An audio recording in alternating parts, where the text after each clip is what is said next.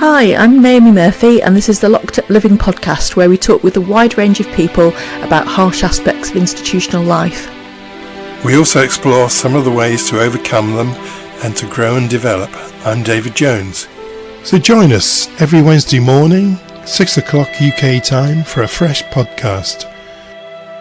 Today we're meeting with Robert Verkaik. Robert is an author and journalist specialising in security and social mobility. His journalism appears in The Guardian, Independent, newspaper, Sunday Telegraph and Sunday Times. Robert was the Home Affairs editor and law editor at The Independent, where he worked for 12 years. After leaving The Independent, he worked at the Mail on Sunday as security editor. Since the 9/11 attacks on America, he has covered the war on terror and has visited the US detention camp at Guantanamo Bay and interviewed victims of torture in Syria. He's also headed media campaigns against secret justice and in support of greater press freedoms. More recently, he's been writing about the causes of extremism and social immobility. In his writing, he's been longlisted for both the Orwell Prize and the Paul Foot Awards. He was a runner-up in the Specialist Journalist category at the 2013 National Press Awards. He's also a non-practicing qualified barrister called to the bar in 2007. Robert is the author of 6 books. The Traitor of Arnhem, which was published in 2024, is the latest of those, and we will list the others in the show notes. Welcome, Robert. Nice to meet you both. Hi, Robert. Really good to have you on today and to join us. Robert, several of your books have a strong theme of social inequality running through them. Why are you so passionate about this subject? I think that probably goes back to my time at a school, really. I went to a secondary modern school, and in that school, there were lots of different people from different social economic strata, and it was a boys' school, and when I first started, 11 years old, there were boys in that class who were much brighter than I was, but as the years went on, they fell by the wayside, and they never really achieved their potential. And in fact, one of the sort of things that I remember most is just after school, when I was heading to university, I met one of them on a London bus. He was a bus conductor, and the guy had, I remember him very well because he was clearly the brightest boy in the class. From 12 to about 13, he was top of the class in everything. And then here he was working as a bus conductor in London.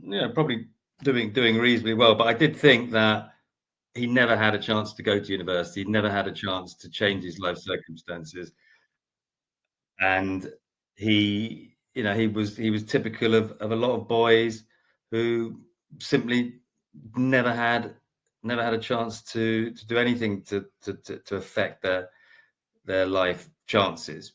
And so that was a sort of searing indictment as far as I was concerned, in terms of the way that our system divides us into winners and losers from birth. And then I guess through my journalism at The Independent, I did a lot of social mobility writing. And then when I left journalism and started working as a cab volunteer, it kind of became very acute as to what the problems was. I was seeing poverty at the very close quarters, and I was seeing the kind of people that I'd been going to school with, and I was seeing how they'd ended up in the situations that they were in, and how they weren't ever going to get out of the situations that they were in, and how they were now kind of dependent on benefits and the victims of social injustice. So I think because it was CAB,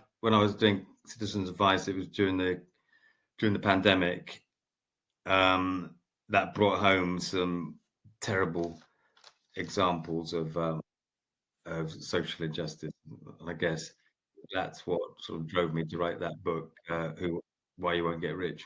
As you were talking, I was thinking about how much poverty and inequality we've seen on the news. I mean, it's kind of been driven off the headlines of the news, partly because of war in Ukraine and Gaza, but also I wonder to what degree people have become a little bit desensitized. But it seemed for a very long time as if we were seeing food banks appearing repeatedly on the news in a way that is quite shocking when you compare what life was like sort of in previous decades. But the book that made me get in contact with you, as I read recently Why You Won't Get Rich, within which you focus very heavily on financial inequality, and you do draw the distinction between being rich and being wealthy, and I think it'd be great if you could explain that. But also it did make me wonder whether it's possible for someone to become not even wealthy but just rich while still being considered ethical. Yeah, I think there is a difference between being rich and being wealthy, and I think the main difference is that if you're rich, you are relying on an income to keep you rich, and the point about that is that you could lose that income, that stream of money that makes you rich. So whatever it is, whether you're in business or whether you've got a very high paid job and a big salary, then that's a temporary thing, because you could lose it at any time. I mean, you may not lose it, and you might go on to use your income to create real wealth. But if you're wealthy, you don't really need an income, because you have your wealth is dependent on your assets, and these are sort of fixed. They generate income and wealth, regardless of what you do. It's not a temporary situation. It's a permanent, fixed state of wealth. So that's the difference. So lots of people are rich in this country, but very few are genuinely wealthy. And kind of, I guess they're the people Jeremy Hunt had sympathy for when he was talking about 100,000 not being that much to live on. That's right. Yes, he talked about. Yeah, it's interesting. Yeah, I mean, I think he's directing his comments towards the middle classes rather than the very wealthy or the very rich. Even he's talking about people in the middle classes who traditionally been the kind of the engine of capitalism, and it's what Theresa May described as the jams are just about managing. These are people who are now finding that even though they're earning £100,000 a year, maybe a family is earning £100,000 a year, and they're still finding it hard to manage because mortgages have rocketed. They might be sending their children to private schools. They might be expecting to go on holiday once or twice a year. £100,000 may not cut it for these people who are probably working very hard, and they might even have two breadwinners in the family. But these days, £100,000, although I accept that a lot of people will think £100,000, you can cope on £100,000. It shouldn't be a problem. But I think there are families or people who come to expect a standard of living that is not going to be guaranteed if you're on £100,000. I think that's what Jeremy Hunt is talking about, and these are clearly key Tory voters who are finding it hard to get by, even on that salary or even on that level of income. The very wealthy, I don't think he needs to worry about too much. But I interrupted you rudely before letting you answer about whether it's possible to be ethical and wealthy at the same time, which I think is important. I I think you can be wealthy and ethical. In fact, there's quite a bit of evidence to show that people want to be ethical with their wealth. There's a group of people called, I think they're called the patriotic billionaires in America, and they wrote to the government saying, we don't believe that the taxation system in America is fair because we are not paying our fair share of tax. And many of them are philanthropists, so they're giving money away anyway, to try and sort of counter their wealth and good fortune. But what they're saying is, we want the state to do that. We don't want, you shouldn't rely on wealthy people to be philanthropists to compensate for an unfair tax system. So they want the government to step in and make the system fairer so that they pay more tax, which is strange, but has also been was also reflected during the pandemic. Actually, there was a group of chief executives from top FTSE companies who wrote to the Prime Minister asking similarly to be, to create a much fairer tax system which supported a much wider section of the community and didn't favor them in the way that it does. So I think you can be ethical and wealthy, and I think lots of wealthy people want to be ethical, but because of the system, they have to be philanthropic rather than simply comply with the taxation system in this country. In fact, there was a good story that I picked up. I don't know if you read it in the book. It was about a coal mining community in County Durham, and people wandering around the streets, and they would find wads of £50 notes in all sorts of odd places, like in the community town hall or sometimes in the pub, and they were in envelopes, and they'd pick them up, and it turned out that someone who was born in that community had become very wealthy, but they found the burden of their wealth so great that they had to go around the village at night or whenever, delivering wads of notes to less fortunate people than themselves. And I just think that tells you how unfair the system, or how much need there is for reform of a system when people are doing those kind of things. But also a really nice uplifting story when you contrast that with some of the stories that we've seen over the last sort of 3 or 4 years, really, where people have really exploited whatever system they can to amplify their wealth. So I thought it was a really nice story in your book. Actually, it's like a real life Father Christmas in that community. Yeah. Well, one of the things you touch on in your book, Robert, is the impact of working people being unable to afford to live in the communities they serve. So that might be nurses, police, prison officers. Why should this be of concern to all of us? Yeah, I noticed this when I was working with Citizens Advice, that some of the people I was meeting were people you wouldn't expect to see looking for. Well, we could authorise food bank vouchers, and police officers, nurses were coming in and asking for that kind of assistance. And it's not, you don't just sign off the certificate. You talk to them or try and find out about what's going on in their lives that makes it so difficult for them when they're working and they're not receiving enough money to make ends meet. And I discovered that some of these people, some of these nurses, firemen, police officers found that they were living outside of their communities. They couldn't afford to live, because of rents mostly, couldn't afford to live in the communities they serve. So,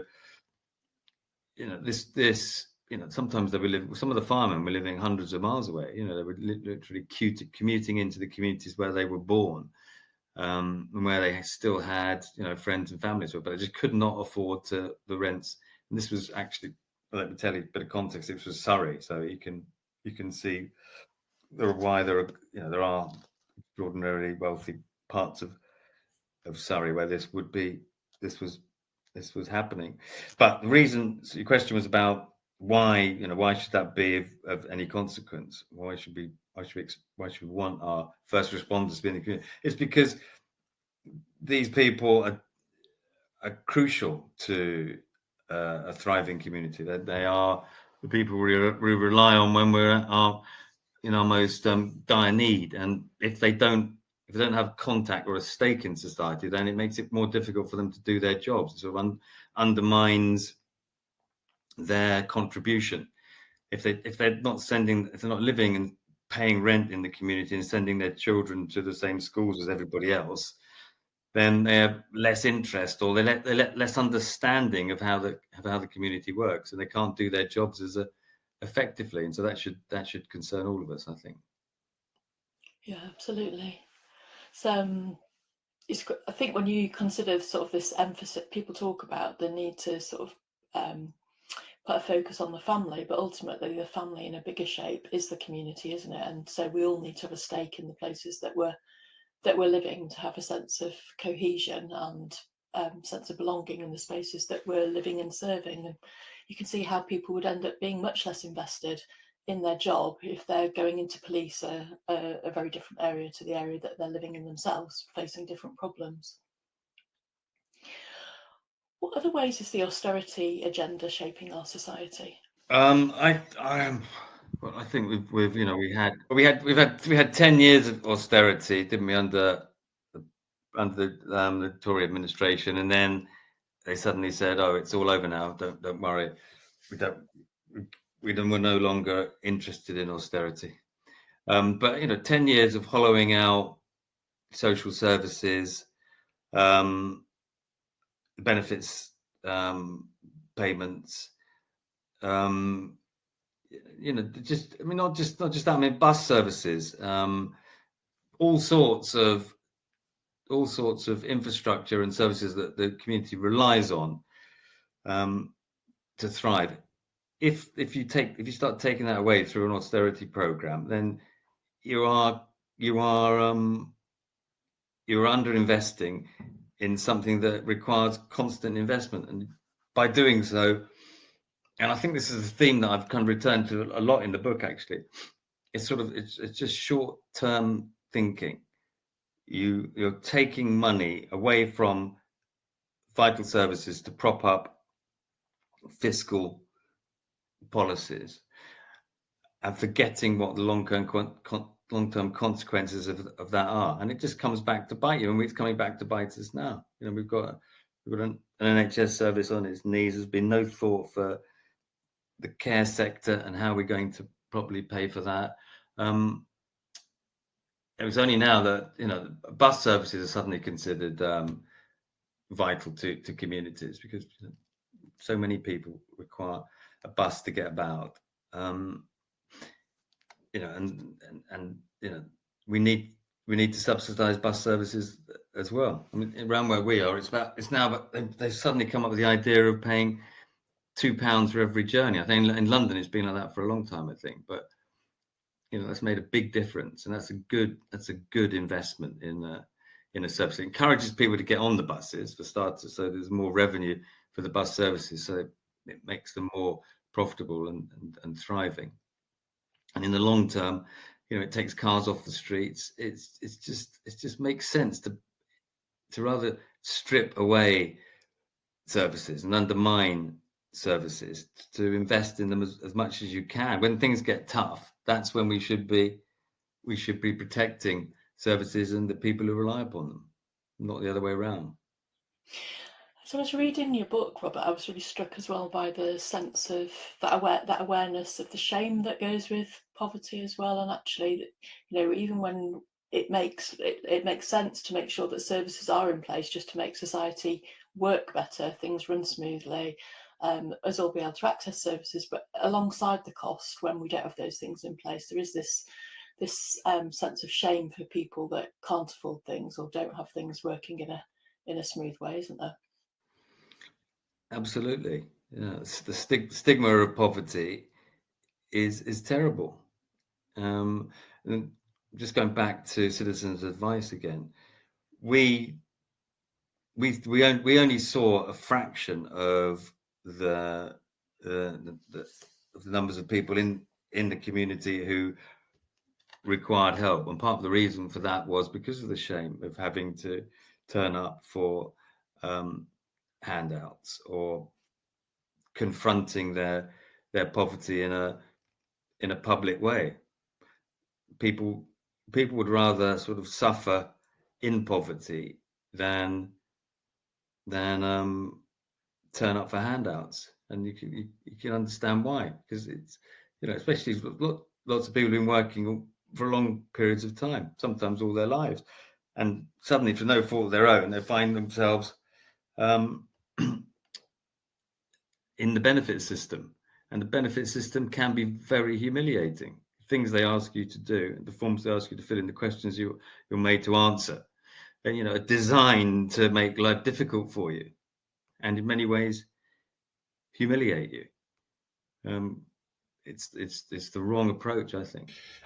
Thank you, Robert. It's fascinating listening to you, actually, and just by the by, really, I was interested to hear where you went to school, and I suspect that the three of us could do an interesting podcast on education alone, because I was brought up on a pretty large council estate where there were 2 secondary modern schools, but I went to a grammar school, which was some miles away in Watford.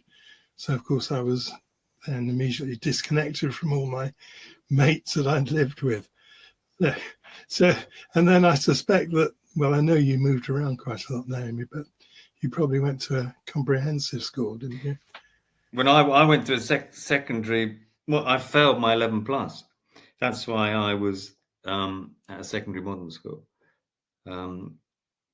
So, as you say, that's a whole new podcast, grammar schools. Yeah, we just need to get someone from a public school on with us. Yeah, we have it covered. Yeah. Anyway, look, Robert, in your previous book, Posh Boys, this also deals directly in inequality. And of course, it's quite a topical subject with all the political shenanigans going on. And it's a bit of a controversial area because Labour have suggested they have some plans to remove the particular VAT requirements for private education. Do you think this is a step in the right direction? I do think it's a step in the right direction, yeah.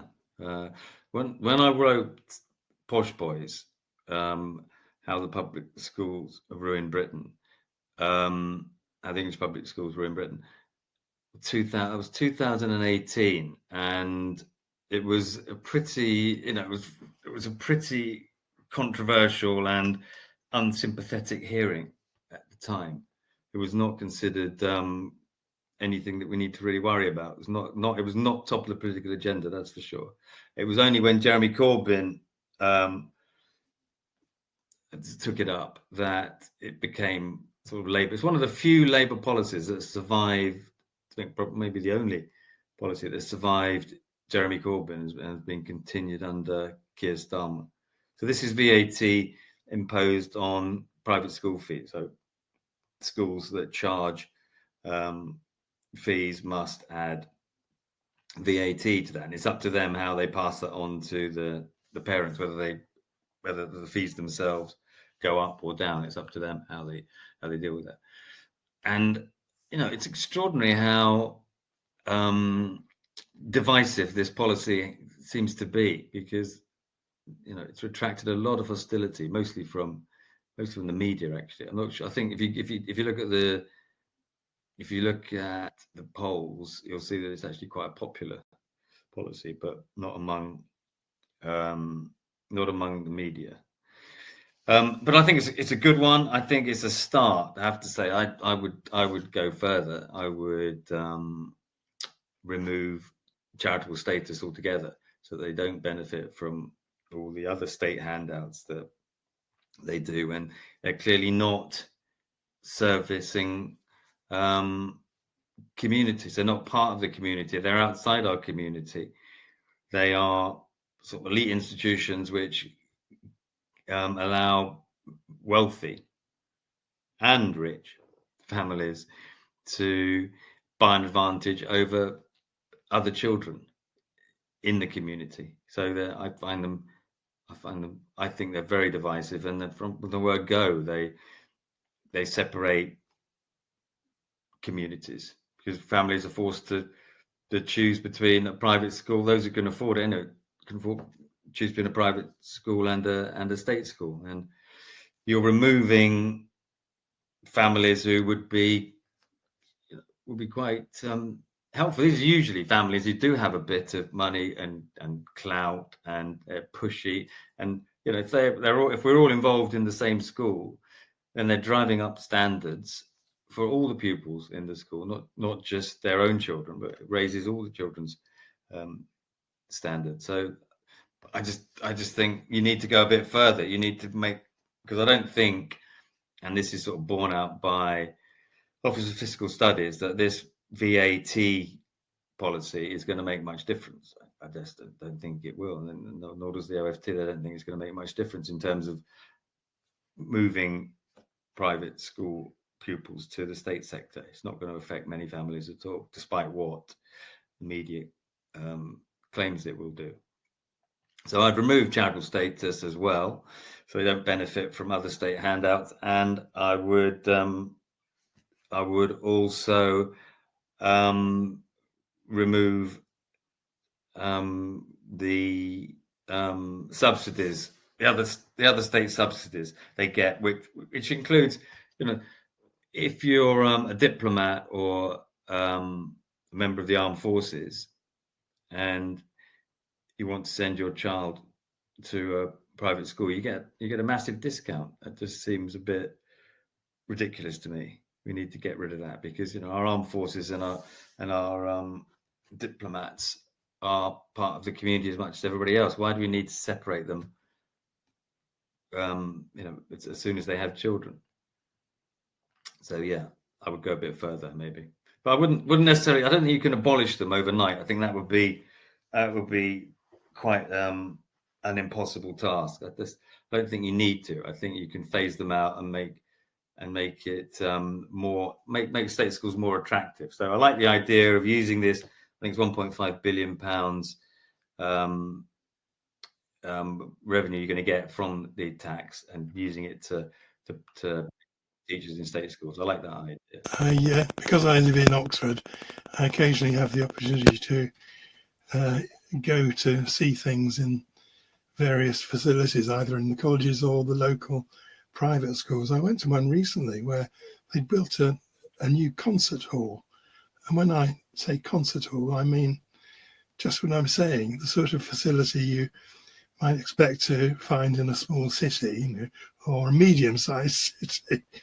And it was lovely. And the whole situation was lovely. And, well, of course, one thinks that if every school had this kind of wealth and facility, things would be very different.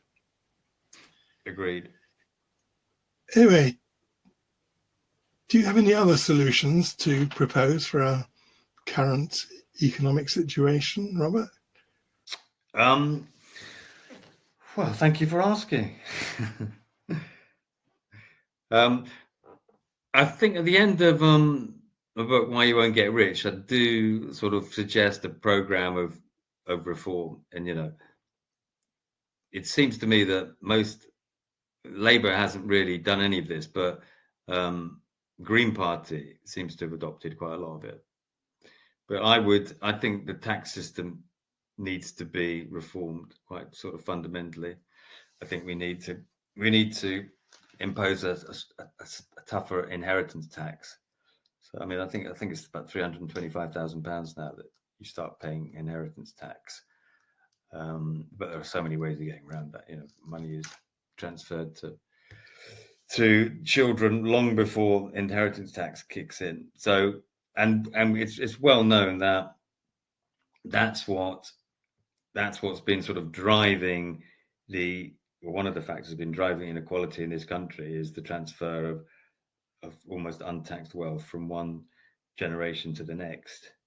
And the super rich have been getting super rich, and over the last 10 years or so, I think the number of billionaires has doubled. 1% of the 1% of the country are in this sort of super rich or super wealthy, perhaps you should say, bracket, and they own a quarter of the wealth, most of the income, and most of the land. So we need, if we're serious about dealing with peak inequality, as Danny Dorling calls it, then I think we need to deal with we have to have a fairer inheritance tax as well. But I mean, other things like council tax, that needs, property taxes need to be fairly imposed on communities, because oligarchs or extraordinarily wealthy people living in mansions pay almost the same as someone living in a sort of one-bedroom flat in the same community. I mean, that's insane. There are structural problems that need to be sorted out in terms of the tax system, I think, but that's maybe too ambitious, too progressive for lots of political parties.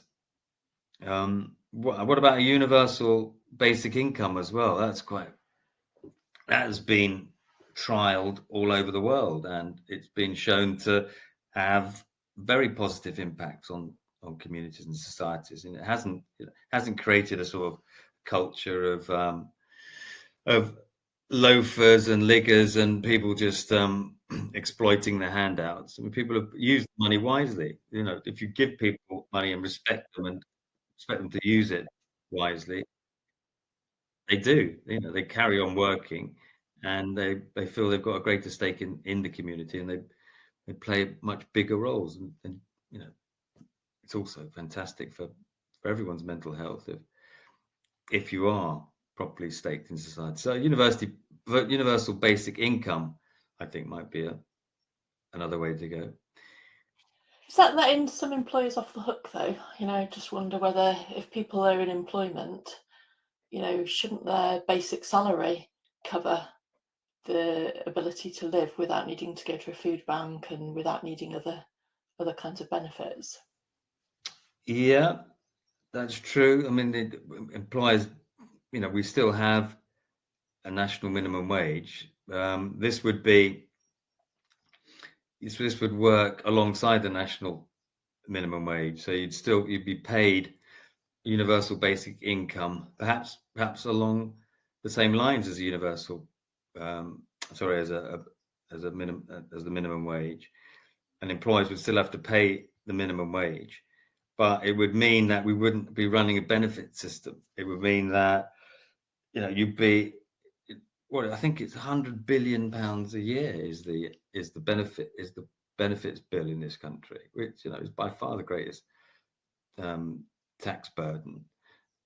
And if you removed the administration of that, so you'd be giving away a lot of money, but you'd be saving a lot of money in terms of administration alone. And as I say, these trials have found that the benefit to the community has been much greater than people had anticipated.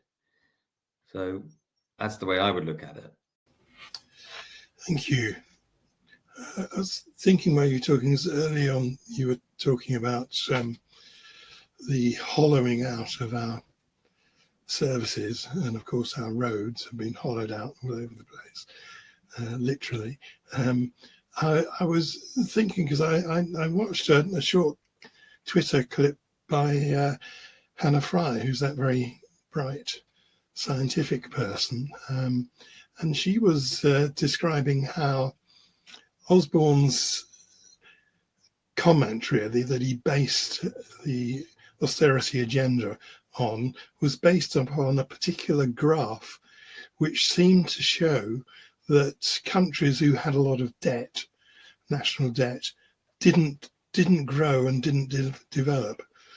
And she was pointing out that this graph was full of phony data. It had a particularly strong outlier in New Zealand, and 2 other countries weren't included here at all. Isn't it frustrating? There's never really much discussion about these kinds of facts and issues. Yeah, no, I absolutely agree. We take, it's kind of, it's fiscal. It's the fiscal truth, isn't it? That if you have too much debt, then you have an economy that's running out of control and isn't delivering value for money for the taxpayer.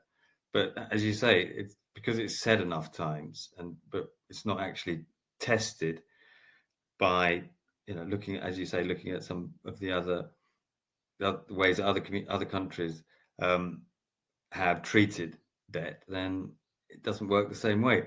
And I would say that same with wealth taxes. So it was quite a bit of enthusiasm for a sort of wealth tax, wasn't there? So if you're earning over, I think it was £80,000, then Labour was suggesting, this was under Jeremy Corbyn, that you would have to pay greater income tax. And everyone really sort of, well, not everyone, but there was a recoil. But same with this idea that too much debt is a problem. You have to kill it, and it's the first thing you do. That's not true among other European countries. Wealthy people are taxed at a much higher rate than they are in this country, and I think we need to sort of accept that and not accept these other ideas that haven't been tested or haven't been challenged anyway. Thank you.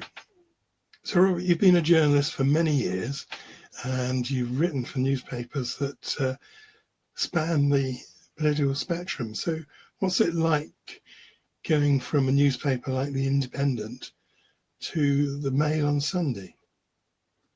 Well, in terms of journalism, because I was security, so I was dealing with, at the time, there was an Islamist terror threat. So it was a specialism that could only be reported one way, really. I think everyone was worried about it, and everyone could see the threat, and it wasn't politicized. So I can write about it in the way that I wrote about The Independent, in the same way I wrote about it at the Mail on Sunday. That wasn't a problem, really. And even we could even talk about victims of the war on terror as well. I wrote about, obviously, at The Independent, I was writing a lot about victims of the war on terror, and to a lesser extent, but I was still able to do it at the Mail on Sunday. I mean, it was the Mail on Sunday who published the first photographs of those inmates in Guantanamo Bay in their orange jumpsuits. So those kind of justice issues were of universal interest to most newspapers.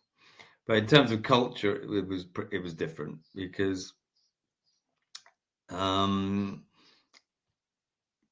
was a bit more of a yes sir, no sir, 3 bags full sir in terms of other work that you're involved in. It was a much more disciplined workplace, and some stories, not in my sector, but some stories that didn't fit the news agenda, or their news agenda, then simply didn't get any coverage. But again, it was a weekly, it was a Sunday newspaper, so there was less room to run these stories. So you wouldn't expect to get as many stories into a Sunday newspaper as you would into daily. If it didn't go on the Monday, it would go on the Tuesday or the Wednesday. If you missed the one Sunday slot, then that's it. That story's spiked. So that's how I would assess the sort of transition from the Independent to the Mail on Sunday.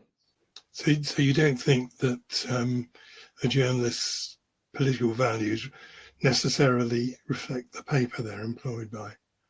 Well, that's a tough one. I think, you know, it's inevitable that you will be attracted to a certain kind of story because of your own political interest. You'll have lots of other perspectives as well, but politics will be one of them. So yeah, I think that's true. I think, you know, journalists will follow stories that they like for whatever reasons that they like them for. But there are lots of other stories that you don't require, you know, politics. Like, for instance, I like military history, and you know, I took an interest in spy stories when I was working at both the Independent and the Mail on Sunday, and it doesn't require any politics at all to write about spying, you know, and traitors. That's quite. Most journalists would treat that in exactly the same way. Thank you. Do you, just touching on the earlier theme, Robert, do those impacted by poverty get a fair deal in the press? No, I don't think they do. I think lots of the issues that we've been talking about today, you know, simply don't get properly covered in the national newspapers. They're not very exciting. They're not clickbait. You remember newspapers have changed a great deal as well. There isn't much time to develop these kind of stories that are talking about progressive or systemic change. Newspapers are much more, well, they've gone online for starters, so it's all about clicking through, and they don't have quite so much impact.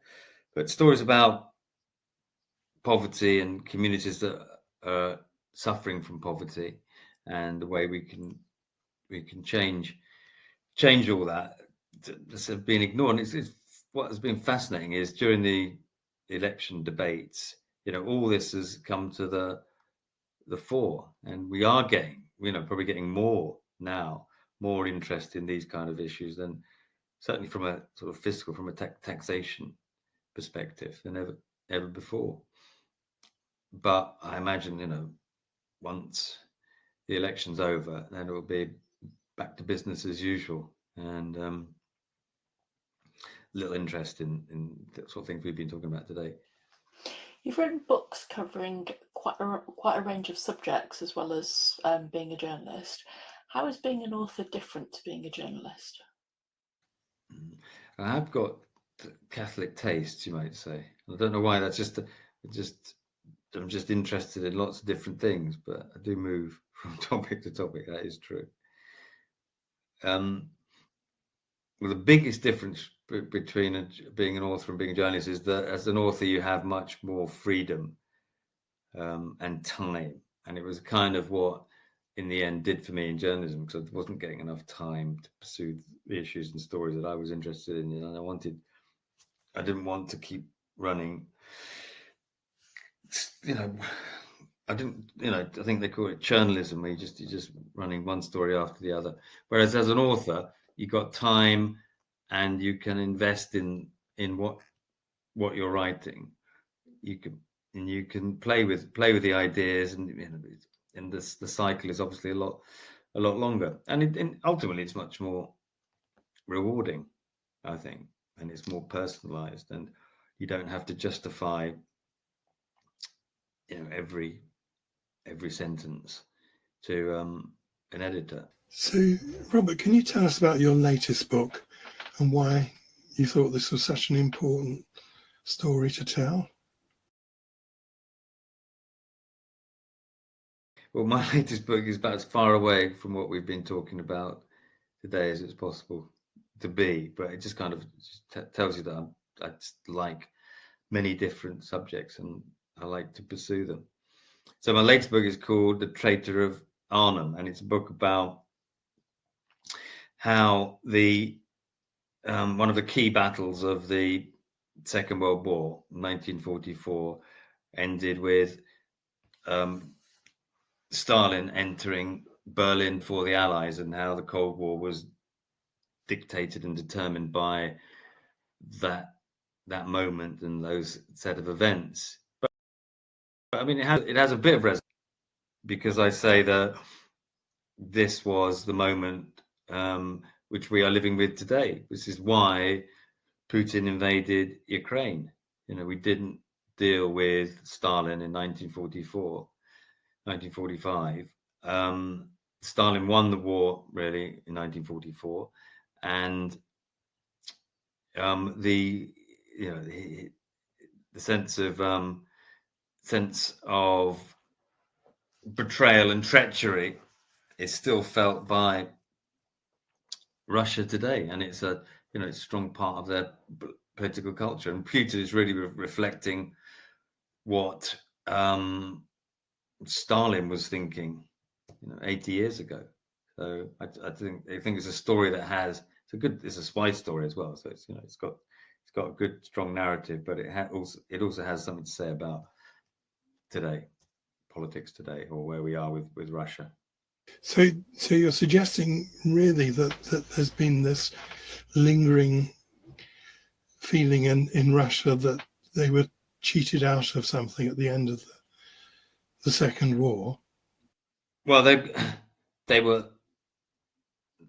I guess they weren't. They did most of the cheating, but there was a sense that this was the patriotic war, and there was a sense that more Russians, 20 million Russians died in the Second World War. So they gave the greatest sacrifice, certainly in blood, and that has not been properly reflected in terms of the relationship with the West. And Glasnost and Perestroika was a wonderful sort of opening up of East and West, but many Russians, like Putin, felt betrayed by it, and that with the sense that they're still fighting that great patriotic war, because they feel that lands that they won during the war with Hitler are lands that are rightfully theirs today. And obviously, that's not right, but you have to understand that's the way they feel, and the history informs the way Putin has acted.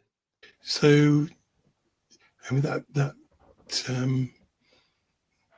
well, it's rather I'm not quite sure what words to use here, because you're giving obviously a realistic account of the way that you see it. But to me, it sounds almost as if you're making a sort of comparison with the effects in Germany after the First World War, and the burning sense of resentment in those years. Yeah, well, again, we didn't really settle that, did we? We kind of the reparations were harsh. The Versailles Treaty was a harsh treaty. We made them pay, and that resentment came back to bite us. So yeah, that's a good. I hadn't thought of that actually. It's an interesting comparison. But with national pride and how people feel about themselves, it's very hard to understand that unless you've been living in Russia, or you've been living in the Weimar Republic. It's hard to see the world in the way that they see it. I mean, they'll have their own prejudices, and they'll have their own sort of warped view of how they see the West. But I think it's important to know what that view is, because you have to take it into account when you're gambling on what Putin's going to do next. Is he so bothered by the way that he feels like he's been swindled out of his Ukrainian frontier, that he's prepared to use a nuclear weapon, or is it just saber rattling? I think that's a really important gamble. Yes, indeed. Robert, we've covered an awful lot of ground today, more than I expected we would do. And you, in your work, you've covered some quite depressing material in your books. How do you look after yourself? Oh, yeah, because I mean, some of the Islamist terrorism, because that was so much on social media, and it's hard not to see it without reporting, or hard not to report on it without seeing it. But I mean, me personally, I tend to like to get up in the morning and be educated or find out something new and interesting. That's what keeps me going. It's like, in terms of the way my books are covering different areas of interest, because I'm kind of moving on from subject to subject and not dwelling on some of the things that I have reported on, or I have written. I'm being interested and educated about whatever's next. So I'm now kind of motivated by my next book. And so I think if I was to dwell too much on what's gone on before, then I might become depressed. Can we ask what the theme of your next book is? Or is that top secret? No, not it's another espionage book, actually. It's another military history book, but a spy book with a military history element. Again, it's non-fiction. Thank you, Robert. It's been really fascinating to talk to you today. Well, thank you both. It's very kind of you to ask such thoughtful questions. Brilliant, Robert. Really nice to meet with you and talk with you.